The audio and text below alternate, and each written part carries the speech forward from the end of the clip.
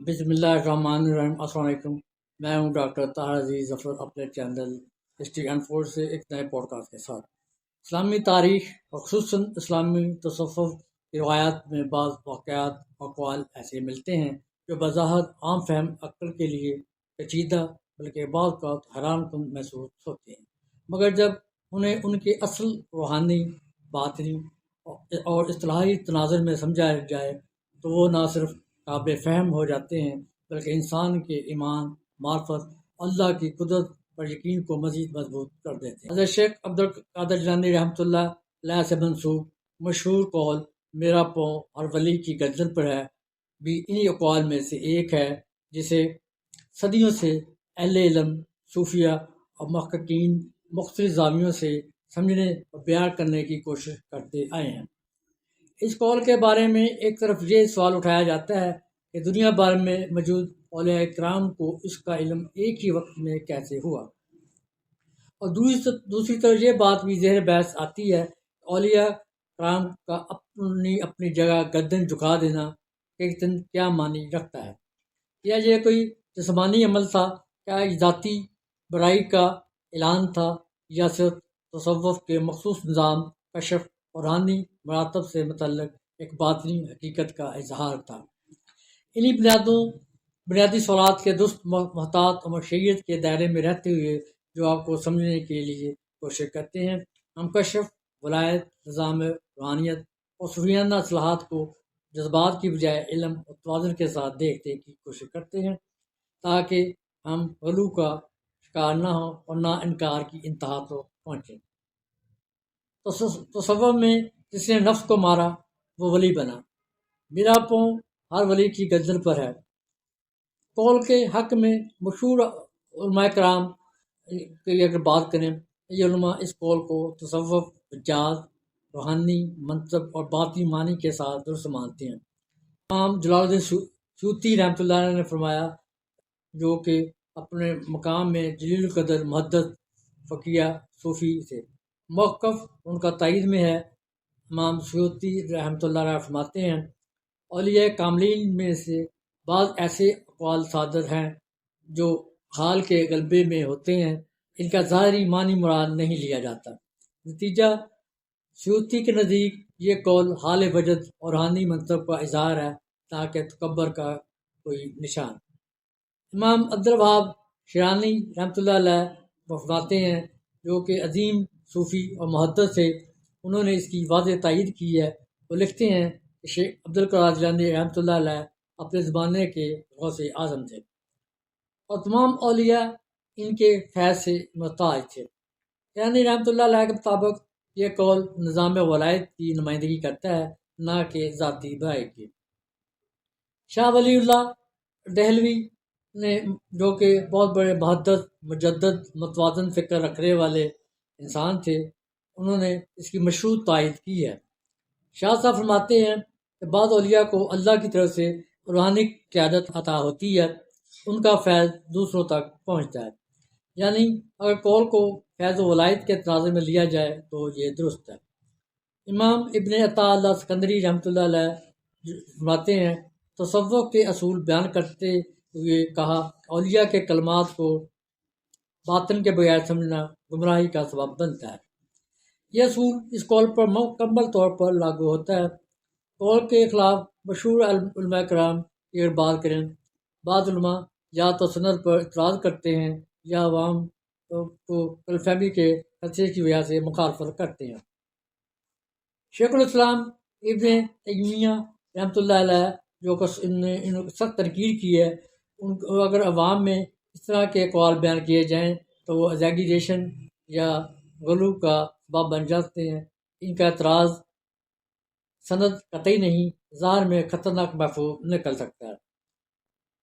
امام ذہبی رحمۃ اللہ علیہ نے محتاط تنقید کی ہے، وہ لکھتے ہیں، شیخ عبدالقادر جیلانی جلیل القدر ولی تھے، مگر اس قول کی سند محفوظ نہیں ہے۔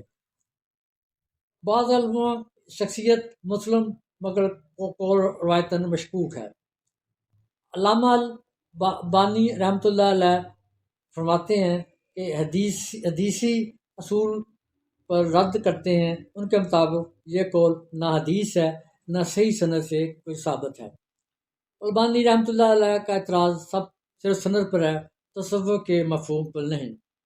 دونوں آراء کا علمی خلاصہ اگر ہم سمجھنے کی کوشش کریں تو مخالفت کرنے والے، تائید کرنے والے پہلو، سند و ظاہر، روحانی منصب، مسئلہ، حدیث و عوام، تصوف و باطن زاویہ، غلو کا خطرہ، کوئی نہیں اعتراض، عوام میں احتیاط، سو خواص تک محدود حل ہے۔ اہل سنت کا متوازن موقف کی اگر بات کریں، اکثر اہل سنت والجماعت علماء کا موقف یہ ہے کہ حضرت عبدالقادر جیلانی بے شک عظیم ولی کا غوث ہے، قول اگر ثابت ہے تو باطنی و مجازی معنی میں درست ہے، عوام کے سامنے نہیں، بغیر وضاحت بیان کرنا درست نہیں ہے۔ اگر ہم کوئی نتیجہ نکالنے کی کوشش کریں، شریعت کے خلاف نہیں، اگر درست معنی میں لیا جائے، ایمان کا حصہ بھی نہیں ہے، نہ ماننے والا گمراہ نہیں، ماننے والا مشرک نہیں، تصوف شریعت کے تابع ہے، شریعت تصوف کے تابع نہیں ہے۔ اس مسئلے پر دیوبندی بریلوی میں قول اگر کی بات کریں، جس میں قول میرا ہر ولی کی گردن پہ ہے، کے بارے میں اہل اسلام کے مکاتب فکر کا واضح اور الگ الگ نقطہ نظر بیان کرنے کی کوشش کرتے ہیں۔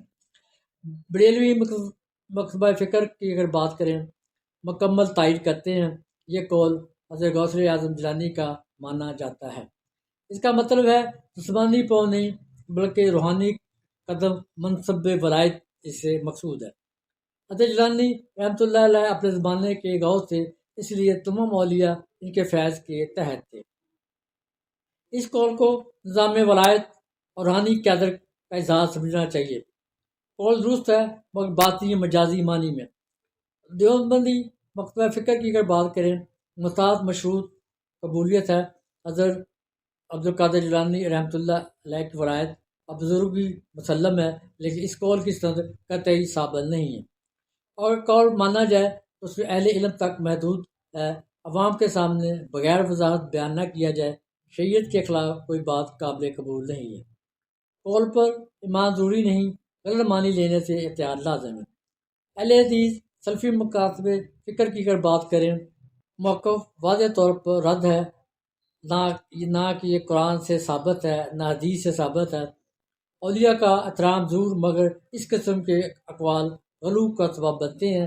ایسے اقوال سے عوام میں شرک یا مبالغہ امیزی پیدا ہو سکتی ہے۔ قول ثابت نہیں ہے، اس لیے رد کیا جاتا ہے۔ صوفیہ اور خانقاہی سلسلوں کے اگر موقع کی بات کریں، قادری، چشتی، نقشبندی وغیرہ مضبوط تائید تصوف کی روشنی میں کرتے ہیں۔ یہ قول حال وجن میں فرمایا گیا، روحانی مرکزیت مقصود ہے، فضان عام پر ہر دور میں ایک قطب ہوتا ہے۔ حضرت جیلانی رحمۃ اللہ علیہ کو غوث اعظم مانا جاتا ہے۔ یہ قول تصوف کی اصلاح میں بالکل درست ہے۔ اہل سنت اشری و ماتریدی علماء کا موقف کی بات کریں، متوازن درمیانی ہے۔ حضرت جیلانی عظیم ولی تھے، اس میں شک نہیں۔ ایمان کا یہ قول ایمان کا حصہ نہیں، انکار کرنے والا گمراہ نہیں۔ صحیح طریقہ یہ ہے اس کو باطنی معنوں میں لیا جائے، شریعت کے دائرے میں سمجھا جائے۔ اگر خلاصے کی بات کریں، نہ اندھی تائید کی حمایت کرتے ہیں نہ سخت تکفیر کی۔ شیعہ مکتب فکر کے موقف کی اگر بات کریں، عدم قبولیت کرتے ہیں۔ شیعہ عقیدہ کے مطابق ولایت متعلقہ صرف ائمہ اہل بیت کے لیے ہے، غیر امام کے لیے اس درجے کا قول قابل قبول نہیں ہے۔ حضرت عبدالقادر جیلانی رحمۃ اللہ کا احترام ہو سکتا ہے، مگر یہ قول ان کے نزدیک درست نہیں ہے۔ عقیدت ہو سکتی ہے مگر عقیدہ نہیں۔ جماعت اسلامی صلاحی فکر کے موقف کی اگر بات کریں، فکری اور صلاحی تنقید کرتے ہیں۔ ایسے اقوال دین کی اصل دعوت نہیں، عوام کو الجھاتے ہیں۔ اصل توجہ قرآن، سنت، اخلاق و عمل پر ہونی چاہیے، غیر ضروری صوفیانہ مواد سے اجتناب کرنا چاہیے۔ اگر ہم حتمی خلاصہ بیان کرنے کی کوشش کریں تو بعض موقعوں کی حمایت کرتے ہیں، ان میں دیوبندی مطال قبول کرتے ہیں، اہل حدیث رد کرتے ہیں، صوفی سلاسل تائید کرتے ہیں، اہل سنت متوازن کرتے ہیں، شیعہ عدم قبول کرتے ہیں، اصلاحی فکر والے مفکرین اجتناب کرنے کی کوشش کرتے ہیں۔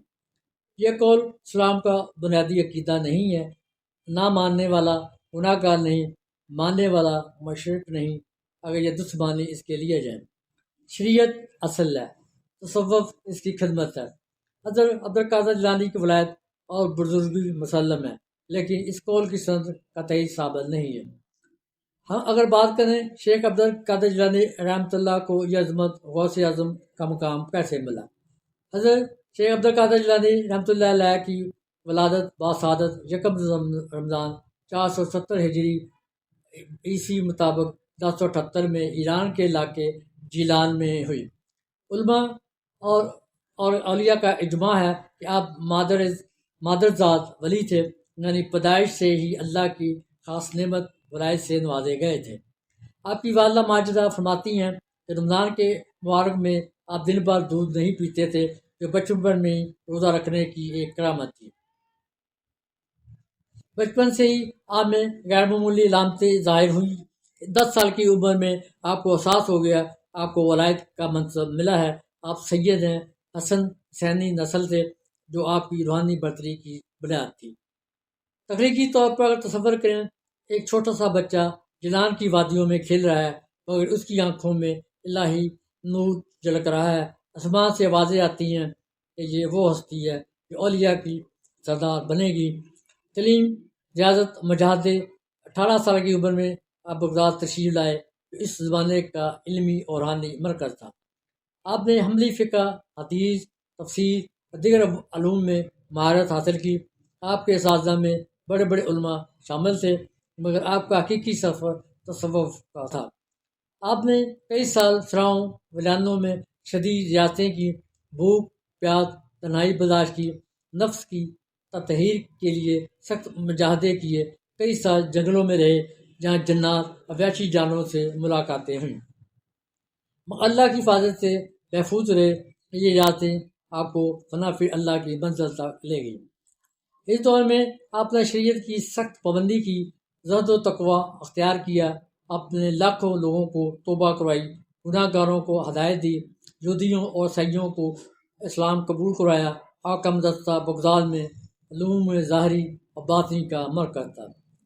غوثیت کا اعلان، اللہ کی خاص تجلی کی اگر بات کریں، شیخ جیلانی رحمۃ اللہ علیہ کی زندگی کا سب سے اہم لمحہ 561 ہجری کے قریب آیا، جب آپ کو مقام میں غوثیت کبریٰ سے نوازا گیا۔ تاریخی کتب جیسے بہجت الاسرار، الامام ابو الحسن الشتنوبی اور دیگر تذکروں میں بیان ہے کہ جمعہ کے دن بغداد کی مسجد میں خطبہ دیتے ہوئے اچانک آپ پر استغراق روحانی مستی کی کیفیت طاری ہوئی۔ اللہ کے حکم سے آپ نے بلند آواز میں فرمایا، میرا یہ پاؤں اللہ کے ہر ولی کی گردن پر ہے۔ یہ اعلان اللہ کی طرف سے آپ کی غوثیت کی تاج پوشی تھی۔ اس اعلان کے ساتھ ہی آسمان سے ندا آئی، تمام اولیاء کرام پاک غوث پاک کی اطاعت کریں۔ دنیا بھر کے زندہ اور وفات پا چکے اولیاء نے گردن جھکا کر اقرار کیا۔ مثال کے طور پر حضرت شیخ احمد رفاعی، جو دور دراز سے نے اپنی گردن آگے کی اور کہا، اعلیٰ رکباتی میری گردن پر۔ حضرت خواجہ معین الدین چشتی اور دیگر بزرگوں نے بھی تصدیق کی ہے۔ یہ اللہ کی خاص عطا تھی، جو آپ کی طویل ریاضتوں، شعر کی پابندی، معرفت الہی کا نتیجہ تھی۔ یہ مقام کوئی دعویٰ نہیں بلکہ الہی اعلان تھا۔ تصور کریں، بغداد کی مسجد میں ہزاروں لوگ جمع ہیں، شیخ صاحب خطبہ دے رہے ہیں، اچانک سمان سے نور برستا ہے، پرندے پروں کو سمیٹ کر احترام کر رہے ہیں، شیخ صاحب کی آواز گونجتی ہے اور پوری کائنات گواہی دیتی ہے کہ اب غوث اعظم تشریف لا چکے ہیں۔ اس مقام کی وجوہات اثرات کی بات کریں، یہ گریٹنس کیوں ملی؟ پیدائشی ولایت تھی، سید نسب تھا۔ علمی کمال کی بات کریں، 13 علوم میں مہارت، لاکھوں شاگرد، روحانی مجاہدے، سخت ریاضتیں اور نفس کشی اس کا نتیجہ تھی۔ شریعت کی ہمیشہ پاسداری کی، ظاہری و باطنی دونوں میں کمال حاصل کیا۔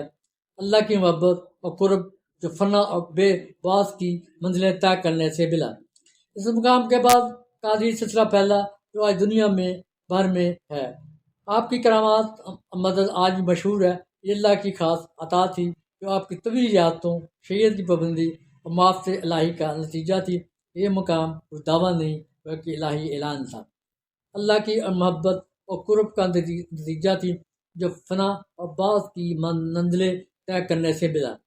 کامل ایمان اور خالص تحدید مشروط تھی۔ حضرت عبد القادر جیلانی رحمۃ اللہ علیہ کی عظمت بنیادی خالص ایمان اور کامل توحید تھی۔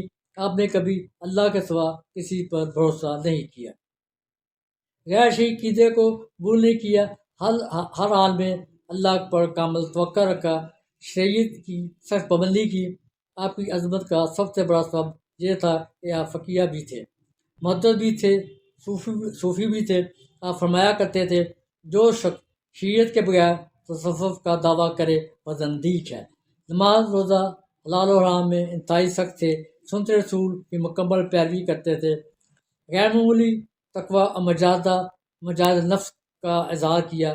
حضرت جیلانی رحمۃ اللہ علیہ نے طویل فاقے کیے، جنگی مجاہدہ کیا، نفس کو مکمل طور پر قابو میں رکھا، روایت کے مطابق 25 سال تک بغداد کے اطراف میں ریاضت کی، دنیاوی رستوں سے کنارہ کشی اختیار کی، تصوف میں جس میں نفس کو مارا وہ ولی بنا۔ علم دین میں امامت کی۔ آپ محض صوفی نہیں تھے بلکہ حنبلی فقہ کے بہت بڑے امام تھے، ہزاروں علماء کے استاد تھے، خدا کی سب سے بڑی درسگاہ کے شیخ تھے، اخلاص عاضی بھری ہوئی تھی۔ اتنی بلندی کے باوجود آپ نے کبھی اپنی تعریف پسند نہیں کرتے تھے، وہاں عام لوگوں کے ساتھ زمین پر بیٹھتے، فقراء اور مساکین کی خدمت کرتے، فرمایا عاضی اختیار کرو، اسی میں بلندی ہے۔ امت کی صلاح اور دعوت کی اگر بات کریں، حضرت جیلانی رحمۃ اللہ علیہ کی عظمت کی بڑی وجہ بدعات کے خلاف جہاد تھا۔ گمراہی کے دور میں اصلاح کی، حکمرانوں کو بھی حق بات کہنا سیکھا۔ آپ کے وعظ میں بادشاہ، علماء، عام لوگ شریک ہوتے تھے۔ آپ کی ہاتھوں لاکھوں لوگوں نے توبہ کی، اللہ کی خاص قبولی تھی۔ یہ عظمت خود سے نہیں ملی بلکہ اللہ نے آپ کو قبول فرمایا۔ مشرق و مغرب میں آپ کا ذکر پھیل گیا، صدیاں گزرنے کے بعد بھی دلوں میں زندہ ہیں۔ حدیث کے مفہوم کی بات کریں، جب اللہ حدیث کے حدیث کے مفہوم کی بات کریں، جب اللہ کسی بندے سے محبت کرتا ہے تو زمین میں اس کی مقبولیت رکھ دیتا ہے۔ مصباح غوث سیرت نظام ولایت کی بات کریں، تصوف کے مطابق ہر دور میں ایک غوث ہوتا ہے جو امت کے لیے اللہ کے اذن سے سبب خیر بنتا ہے۔ اکثر صوفیہ کے نزدیک حضرت شیخ عبد القادر رحمۃ اللہ اپنے دور کے غوث اعظم تھے۔ یہ منصب محنت، تقوی، اخلاص کے بغیر نہیں ملتا، کرامات نہیں، استقامت اصل چیز ہے۔ حضرت جیلانی خود فرماتے تھے اصل کرامت استقامت ہے، یعنی دین پر ثابت قدمی، نفس پر قابو، سنت پر دوام۔ حضرت عبد القادر جیلانی رحمۃ اللہ علیہ کو عظمت کرامات کی وجہ سے نہیں بلکہ علم، تقوی، مجاہدہ، شریعت کی پابندی اور اخلاص کی وجہ سے یہ عزت ملی۔ اس مقام کے بعد قادری سلسلہ پھیلا جو آج دنیا بھر میں ہے۔ آپ کی کرامات اور مدد آج بھی مشہور ہے۔ شیخ عبد القادر جیلانی رحمۃ اللہ کی گریٹنس کو اللہ کی عطا تھی جو ریاضت، تقوی، معرفت سے حاصل ہوئی۔ یہ ہمیں سکھاتا ہے کہ حقیقی عظمت اللہ کی اطاعت اور نفس کی تطہیر میں ہے۔ اللہ ہمیں غوث اعظم کی پیروی کی توفیق دے اور ان کی شفاعت نصیب فرمائے، آمین۔ دنیا میں جو اولیاء کرام کو اس جملے کا کشف کیسے ہوا اور انہیں اپنی جگہ گردن جھکا دی، اس کی کیا حقیقت ہے؟ میرا پاؤں ہر ولی کی گردن پر ہے۔ سب سے پہلے ہم بات کرتے ہیں کشف کیا ہے۔ کشف تصوف کی اصطلاح ہے، جس کا مطلب ہے دل کی آنکھ کا کھل جانا، باطنی حقیقت کا منکشف ہو جانا، زمان و مکان کی قید کے بغیر کسی روحانی حقیقت کا ادراک ہونا کشف کہلاتا ہے۔ کشف وہی نہیں، شریعت کا ماخذ نہیں، مگر اولیاء کے لیے ایک باطنی مشاہدہ ہوتا ہے۔ یہ کشف ایک وقت میں سب اولیاء کو کیسے ہوا؟ صوفیہ کے مطابق اولیاء کا باطنی تعلق روحانی نظام ولایت سے جڑا ہوتا ہے۔ یہ نظام زمان و مکان کا پابند نہیں ہوتا۔ اسلامی تصوف اللہ کی معرفت اور قرب حاصل کرنے کا باطنی راستہ ہے۔ دل کی پاکیزگی، نفس کی تطہیر پر مبنی ہے۔ اس راستے کے مسافر صوفیہ کرام کے اقوال روحانی گہرائیوں کا اظہار کرتے ہیں۔ ان میں سے ایک مشہور بیان ہے میرا پاؤں ہر ولی کی گردن پر ہے۔ یہ بیان پہلی نظر میں تکبر کا توسر دیتا ہے، دراصل تصوف کی اعلیٰ ترین منزل غوثیت اللہ کی توحید کی علامت ہے۔ جیلان میں پیدا ہوئے، بغداد میں سکونت اختیار کی، اس لیے نجرانی اور بغدادی بھی کہا جاتا ہے۔ وہ عملی فقہ کے عالم اور قاضی سلسلہ کے بانی تھے۔ ان کی زندگی اللہ کی معرفت، زہد، کرامات سے بھری ہوئی تھی۔ تخلیقی طور پر تصور کریں، بغداد کی ایک عظیم مسجد میں جہاں ہزاروں لوگ بیٹھے ہیں، شیخ عبدالقادر جیلانی رحمۃ اللہ کھڑے ہوتے ہیں۔ ان کی آنکھوں میں الہی نور جھلک رہا ہے۔ اچانک وہ بلند آواز میں کہتے ہیں، میرا پاؤں ہر ولی کی گردن پر ہے۔ یہ الفاظ فضا میں گونجتے ہیں جیسے کوئی سلطان اپنی سلطنت کا اقرار کر رہا ہو، مگر یہ سلطنت زاری نہیں بلکہ ولایت کی ہے۔ اسلامی تصوف میں ایسے بیانات کو شطحات نہیں بلکہ اعلان مقام کہا جاتا ہے، کیونکہ شیخ جیلانی یہ بات اللہ کے حکم سے تھی۔ وہ اس کے مقام کی بات کریں، تصوف میں وہ اعلیٰ ترین ولی ہے جو تمام اولیاء کا سربراہ ہوتا ہے۔ شیخ جیلانی کو غوث اعظم کہا جاتا ہے، یعنی اولیاء کا سب سے بڑا غوث۔ یہ بیان ان کی غوثیت کی نشانی ہے، جسے ایک بادشاہ کی تاج پوشی پاؤں گردن پر سے مراد روحانی طور پر ہے، نہ کہ ظاہری توہین۔ فنا فی اللہ اتحاد کی بات کریں، فنا کی حالت میں صوفی اللہ میں گم ہو جاتا ہے۔ یہ بیان اللہ کی تجلی کا نتیجہ ہے، جہاں میں کا لفظ شیخ کی ذات نہیں بلکہ الہی قدرت سے تعلق رکھتا ہے۔ یہ توحید کی طرف اشارہ کرتا ہے کہ تم اولیاء اللہ کے بندے ہیں۔ ولایت کے درجہ بندی کی اگر بات کریں، تصوف میں اولیاء کے درجات ہوتے ہیں، جیسے قطب، ابدال، غوث۔ شیخ جیلانی کا یہ اعلان ان کو ولایت کی اعلیٰ ترین سطح کو ظاہر کرتا ہے، جہاں دیگر اولیاء ان کی اطاعت میں ہوتے ہیں۔ عملی طور پر مولانا اشرف علی تھانوی کی بیان الحق اور دیگر صوفی کتب میں اس کی ترجیح ملتی ہے۔ یہ بیان شرع سے متصادم نہیں بلکہ اللہ کی شان کا اظہار ہے۔ گزار کی راتوں میں جب سارے اللہ کی قدرت کی گواہی دے رہے تھے، شیخ عبدالقادر جیلانی ایک مجلس میں بیٹھے، اچانک الہی حکم آتا ہے۔ انہوں نے دیکھا کہ تمام اولیاء کی روحیں ان کے سامنے کھڑی ہیں، گردنیں جھکی ہوئی ہیں۔ شیخ نے اپنا پاؤں اٹھایا جو نور سے چمک رہا تھا اور کہا، یہ پاؤں ہر ولی کی گردن پر ہے۔ یہ اعلان دنیا بھر میں پھیل گیا اور اولیاء نے خوشی سے اقرار کیا، جیسے رایا بادشاہ کی بیعت کرتی ہے۔ اس داستان سے یہ سبق ملتا ہے کہ تصوف میں اللہ کی محبت تکبر کو مٹا دیتی ہے اور ایسے بیانات معرفت کی نشاندہی کرتے ہیں۔ اسلامی تصوف اور اس کے اثرات اور تنازعات کی بات کریں، یہ بیان تصوف کی تاریخ میں سنگ میل ہے۔ کچھ ظاہری علماء نے اسے متنازع قرار دیا، مگر صوفیہ کرام نے اس کی دفاع کیا کہ یہ اللہ کا حکم تھا۔ قاضی سلسلہ میں یہ بیان غوثیت کی علامت ہے اور درباروں جیسے گنج بخش داتا دربار میں اس کی بحث ہوتی ہے۔ ایک دعوت معرفت ہے، میرا پاؤں ہر ولی کی گردن پر ہے۔ یہ الفاظ ہمیں اللہ کی معرفت کی طرف لاتے ہیں۔ شیخ عبدالقادر جیلانی کی یہ بات تصوف کا جوہر ہے۔ اللہ ہمیں ان کی پیروی کی توفیق دے، آمین۔ تصوف کی تاریخ میں سلطان اولیاء حضرت غوث اعظم شیخ عبدالقادر جیلانی رحمۃ اللہ کا مقام وہ ہے جہاں ولایت کی تمام راہیں آ کر ختم ہوتی ہیں۔ آپ کو محی الدین، دین کو زندہ کرنے والا کہا جاتا ہے۔ آپ کو شخصیت، علم و معرفت اور عشق الہی کا وہ سنگم ہے جس نے کروڑ دلوں کو بنجر زمین کو صاف کیا۔ آپ کا فرمان ہے، میرا پاؤں میرے مرید پر ایسے ہی ہے جیسے آسمان زمین پر چھایا ہوا ہے۔ اگر میرا مرید مشرق میں ٹھوکر کھائے اور میں مغرب میں ہوں، تب بھی میں اپنا روحانی ہاتھ دراز کر کے اسے زمین پر گرنے سے پہلے ہی تھام لوں گا۔ یہ جملہ تصوف بیل کے سیاہ و سباق میں مرشد اور مرید کے گہرے روحانی تعلق کو ظاہر کرتا ہے۔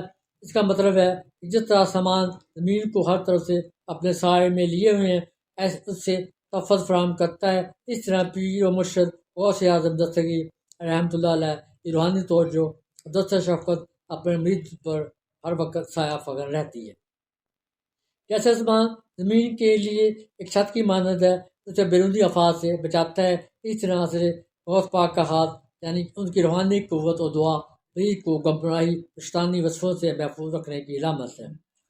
آسمان سے بارش برستی ہے تو زمین کو زندگی بخشتی ہے۔ اس طرح مرشد محترم سیدنا حضرت عبدالقادر جیلانی کی جانب سے مریض کے قلب پر فیض معرفت کی بارش ہوتی ہے، جس میں مریض کی روحانی زندگی پروان چڑھتی ہے۔ آسمان زمین سے بہت دور دکھائی دیتا ہے، لیکن حقیقت میں ہر جگہ اس کے اوپر موجود ہے۔ اسی طرح مریض خواہ جسمانی طور پر ہر مرشد سے دور ہو، مرشد کی روحانی توجہ سے تنہا نہیں چھوڑتی۔ حضرت غوث اعظم رحمۃ اللہ علیہ کا یہ قول مریض کو یہ ساتھ لاتا ہے کہ وہ راہ سلوک کی خطر منظروں میں تنہا نہیں ہے۔ جب ٹھوکر لگنے کا ڈر ہو یا نفس شیطان حملہ آور ہو تو ان کا ہاتھ ایک تار بن کر اسے تھام لیتا ہے۔ یہ یقین ہمارا مرشد ہمیں ہر حال میں دیکھ رہا ہے اور ہماری نگرانی کر رہا ہے، مریضوں کے اندر وہ ہمت پیدا کرتا ہے جو انہیں منزل مقصود تک پہنچا کر ہی دم لیتی ہے۔ آپ کا ایک اور قول ہے کہ میرا ہر مریض جس نے سچے دل سے مجھ سے نسبت جوڑی نہیں مرے گا مگر توبہ پر، یعنی اسے موت سے پہلے توبہ کی توفیق ضرور ہوگی۔ اے رب کریم، ہمیں اولیاء اللہ کی سچی محبت نصیب فرما، ہمیں حضور غوث اعظم رحمۃ اللہ علیہ نقش قدم پر چلتے ہوئے دین کی خدمت اور توفیق عطا کر ان کے اس دست شفقت کا سایہ ہمارے ایمان پر ہمیشہ سلامت رکھ۔ آسمان کی طرح بے لوث اور وسیع ہے۔ حضرت شیخ عبدالقادر جیلانی رحمۃ اللہ علیہ سے منسوب اس سے متعلق اولیاء کرام کے کشف اور گردن جھکانے کے واقعے کو نہ صرف معیاری الفاظ کی بنیاد پر پڑھنا درست ہے، نہ اس عقیدے کا اسے حصہ بنا دینا چاہیے جس پر ایمان و کفر کی بنیاد رکھی جائے۔ اہل تصوف کے نزدیک یہ ایک باطن کشفی حقیقت تھی جس کا تعلق روحانی نظام ولایت سے تھا، جہاں گردن جھکانا جسمانی عمل نہیں بلکہ منصب الہی کا دل سے تسلیم کرنے کا نام ہے، جہاں کشف وہی نہیں بلکہ اللہ کی طرف سے عطا ہونے والا ایک محدود باطنی ادراک ہوتا ہے جو شعور کے تابع رہتا ہے۔ اس کے ساتھ یہ حقیقت بھی اپنی جگہ مسلم ہے کہ شریعت محمدی صلی اللہ علیہ وسلم ہر حال میں میزان اور معیار سے ہے اور کوئی ولی، کوئی کشف، کوئی روحانی مقام اس سے بالا تر نہیں ہو سکتا۔ اور اس واقعے کو اس اعتدال، علم اور فہم کے ساتھ سمجھا جائے تو یہ نہ تو شرک کا سبب بنتا ہے نہ غلو کا، بلکہ یہ ہمیں یہ سبق دیتا ہے اللہ جسے چاہے عزت دے، مگر اصل عظمت ہمیشہ قاضی طاعت رسول صلی اللہ علیہ وسلم، تقویٰ اور خدمت دین میں ہی پوشیدہ ہوتی ہے۔ یہی وہ متوازن راستہ ہے جس پہ چل کر تصوف بھی محفوظ رہتا ہے اور عقیدہ بھی۔